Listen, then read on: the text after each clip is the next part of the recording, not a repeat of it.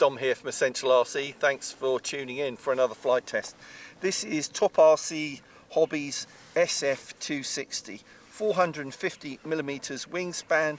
They've come out in last 2 years with quite a number of mini warbirds, and this is the latest. They all fly really well for what they are. They will fly in wind. They'll fly in very heavy wind. And the great thing about these is that they come with everything in the box that you need to get them flying, including the AA batteries for the radio transmitter, literally everything. And they are highly durable. These are bounce proof. We have proven that in many videos. My friend Trevor is behind camera. Nodding. Nodding. And yeah, we have bounced them off the ground a few times on purpose almost to prove the point that these things are super durable. So if you are new to the hobby and you would like to try flying an RC aeroplane for the first time, then this is a great way to do it, to try it and just to learn whether it is fun for you to do it. You know, if you want to learn to fly an RC aeroplane properly and gain a certification at an RC model flying club, then no, you need to move up to something bigger and probably a lot more expensive. But if you want to go down the park, you know, and have a go, and you could still fly this down an RC model flying club, then this is for you. It's budget friendly, I would say, and it'll last a long time. So let's take it out of the box. Should say it comes in two schemes, the yellow and the red, or the red and white. That's the first thing. I think we've got the yellow one here.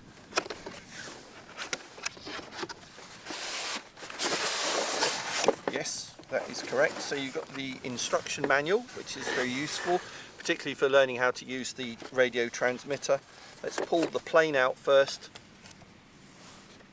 I have to say, that is a really good looking plane. It just seems a lot bigger than the normal mini warbird that we've had from Top RC Hobby. It's the big canopy, isn't it? Yeah. You can almost put an FPV camera in that, couldn't you? You're getting ideas. Yeah. Brilliant. That looks really good. So what else do you get in the box? You obviously get the flight battery, and you get the USB lead. Plug that into a laptop, your desktop PC, or a mains converter plug. Takes about 45 minutes to charge that up. You got fixed landing gear. Those are bigger wheels than normal, I would say, but I would still, if you're flying off grass, I wouldn't bother with them. And this, the full size, has retractable landing gear that go into the wing and the fuselage. So there's nothing worse, I think, than flying one of these things around and its landing gear dangling down. I personally don't bother. I just hand launch it and belly land. I think that's the best thing to do. You get a spare propeller.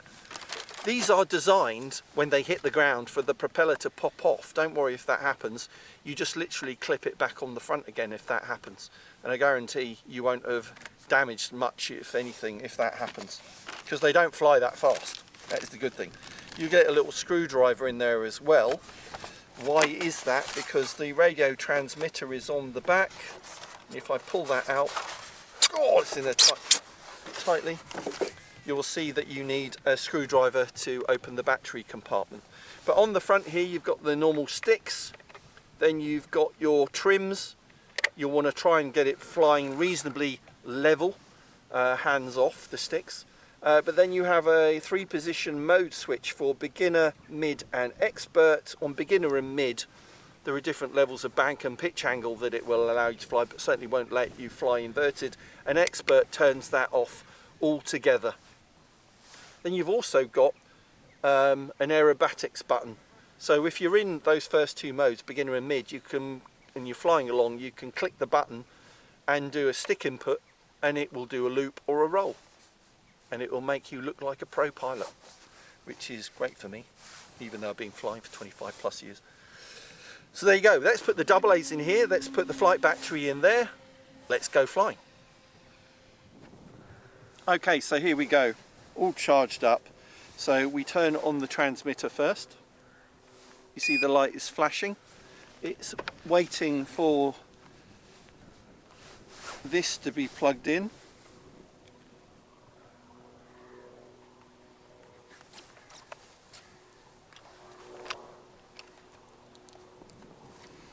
Sorry, just showing how it goes in. plugged in, and then like that. Tuck in the cables, make sure the clip engages, which it's not doing because I've got wires in the way. There. Make sure that clips down, very important. And then pick up the transmitter, and it's important on the throttle to, you see nothing is working at the moment, up, down. You have to do that to arm the motor, and then you'll see the gyros working now. So on the switch, I'm going to put it in mid mode, which is the center position, and it's important to know which way the wind is going. So you look at our windsock, you can see it's a crosswind today, so we'll need to launch into wind. Here we go.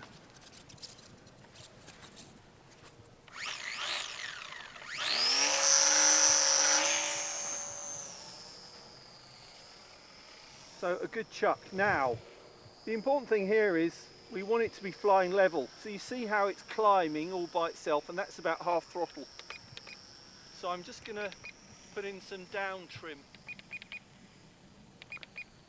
So what do I mean by down trim? You see, if Trevor looks at the transmitter, that is the down trim. That's the pitch stick up and down. So that is changing the trim setting, which is a very fine adjustment on the elevator. So you see now it's flying by itself. Literally, I'm not touching it. Going it will just keep going forever. So I've got it now trimmed out for level flight.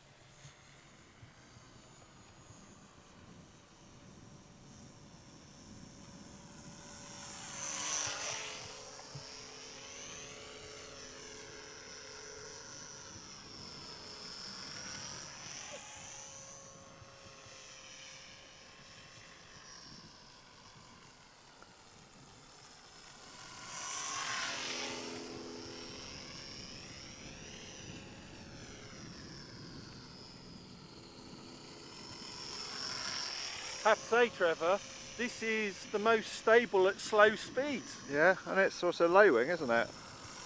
So Look how that flies.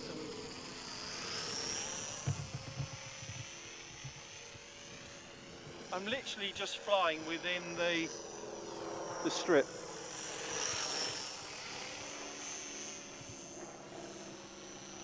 So if I do full stick over, that is as much as it will do, and it won't let me roll inverted, which is a great assist for a beginner pilot. Now what I'm going to do now, if I flick the switch all the way to the back, that is expert mode now. So it's a lot more sensitive, but not so sensitive I can't fly it.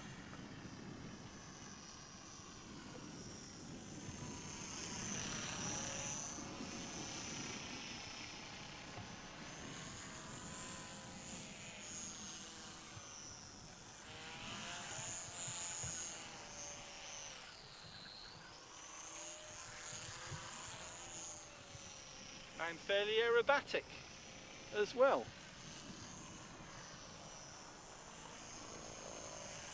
Right, now if I put it back in mid mode,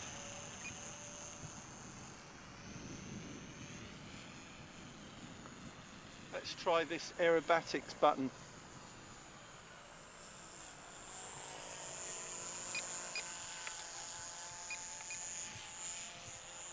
There we go, roll, assisted roll.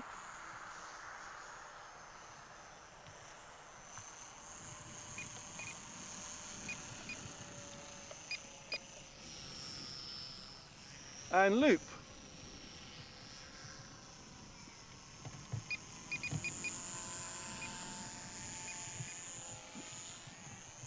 Roll.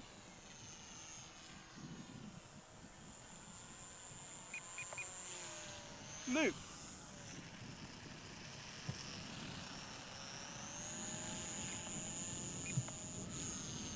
And again. Wow. Brilliant.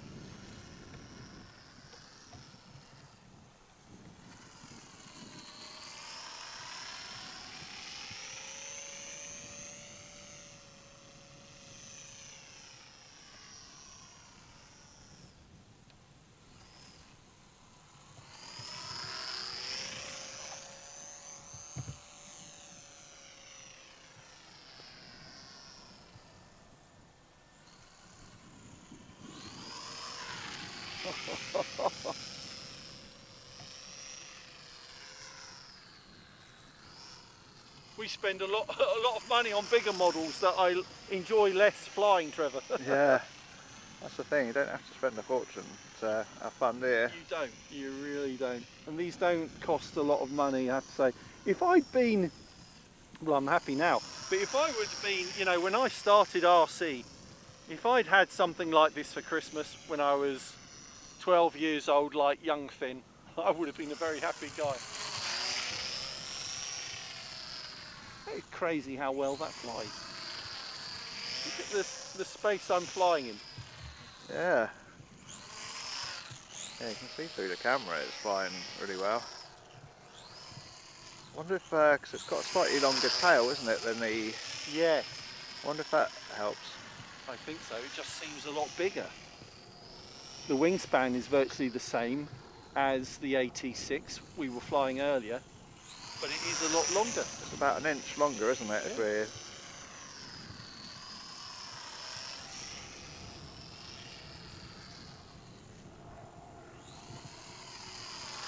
If This for me is the best in the range so far. This is the one I would recommend more than anything else. It's just, you can tell how confident I am flying it.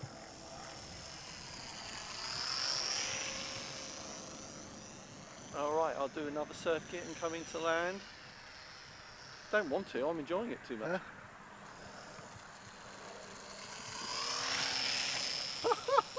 That's crazy. Alright, turn.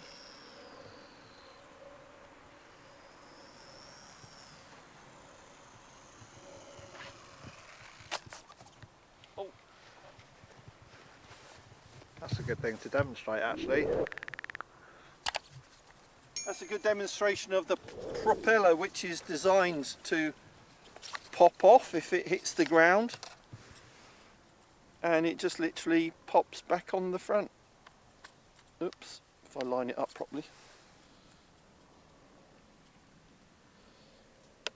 Like that. There we go. And that is literally the worst thing that will happen with these models. The propeller just pops off. Just clip it back on. So there you go. I think that is the best in their range so far. So the link for this will be in the video description and a pinned comment. But thanks very much for watching Essential RC. Thanks to Trev on camera. We'll be back soon. Bye.